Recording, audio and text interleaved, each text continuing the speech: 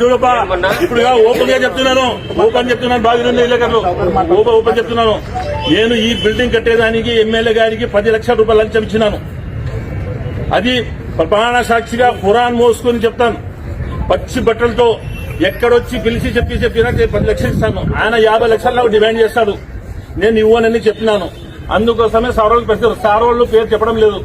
ఎందుకు చెప్పడం లేదంటే వీళ్ళకి ఉద్యోగస్తులు కాబట్టి చెప్పడం లేదు.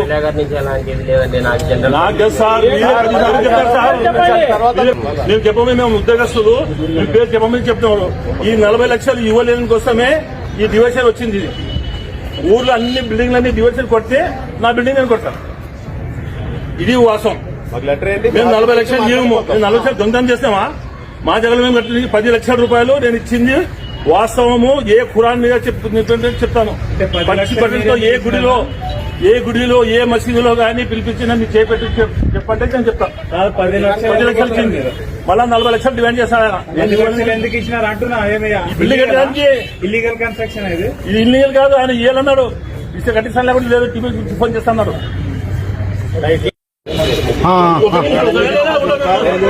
చెప్పండి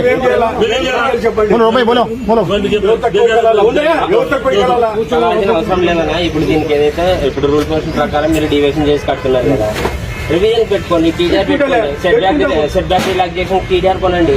టీడీఆర్ ప్రకారం మళ్ళీ రివిజన్ పెట్టుకొని ఫైల్ ఇది చేసుకోండి. అప్పుడు మీకు సెట్ బ్యాక్ రిలాక్సేషన్ ప్రకారం ఇది వస్తుంది. దాని ప్రకారం మీరు అప్లై చేసుకోండి.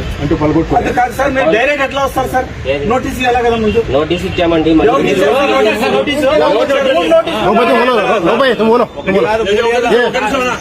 వాస్తవం చెప్తాను. ఫస్ట్ గా బునాది చేసినప్పుడు ఎమ్మెల్యే గారని చెప్పి నా జాగా మీ దాంట్లో వచ్చిందండి. అంటే నాకు అమ్మకి ఒక నిమిషం సార్ మీరు వచ్చినారు ఉండాలా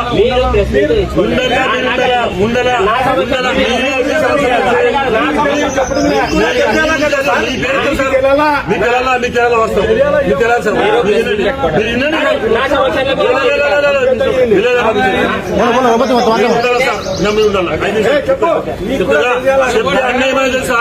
ఫస్ట్ స్టార్ట్ చెప్తున్నాను. అన్నేమనే అన్నా నీ నుంచి ఒక్క జాగా ఇంచున్నా మేము తీసుకోమని చెప్పి వచ్చి పగలగొట్టి 2 సార్లు ఇచ్చిన.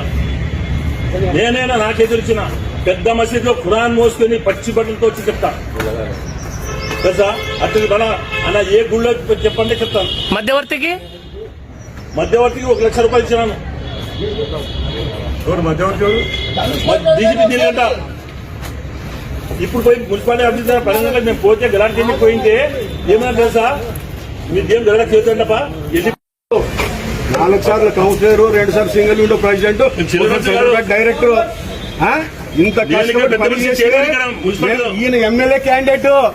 ఈయన ఎమ్మెల్యే కాలేకున్న ముందు ఈయన ఎమ్మెల్యే క్యాండిడేట్. ఎమ్మెల్యేకి నిలబడాలనుకున్నాడు. మరి అటువంటి వాళ్ళ పైన ఇటువంటి పని చేసేది. 50 లక్షలు డిమాండ్ చేసి సార్ అంత పెద్ద సౌకర్యం కాదు. 50 లక్షలు నేను ఇవ్వలేదు. లేదప్ప నీకు టీఎంసీ అది ఏం